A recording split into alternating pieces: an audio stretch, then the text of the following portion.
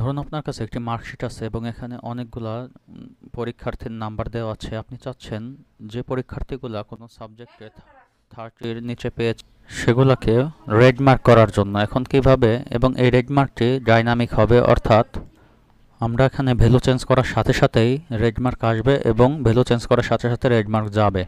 এটা আমরা কিভাবে করতে পারি? এর জন্য আমরা প্রথমে ডাটাটি সিলেক্ট করে নেব, তারপর কিবোর্ড থেকে Alt+L+H+M প্রেস করব, তাহলে আমাদের সামনে এমন একটি ডায়লগ বক্স আসবে। এখানে আমরা ফরম্যাট ডেট সেল কন্টেইন এটাতে রাখবো, তারপর আমরা এখানে সেল ভ্যালুতে রাখবো, তারপর আমরা এখানে লেস দেন করে দেব।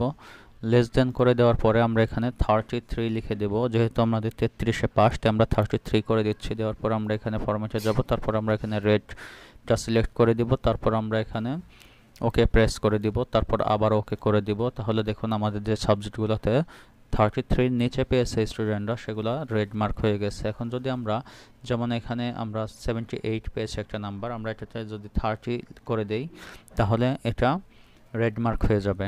আবার যেটাতে আমাদের এখানে 24 পেয়েছে, এটা যদি আমরা 50 করে দেই তাহলে এটা রেড মার্ক চলে যাবে। Thank you.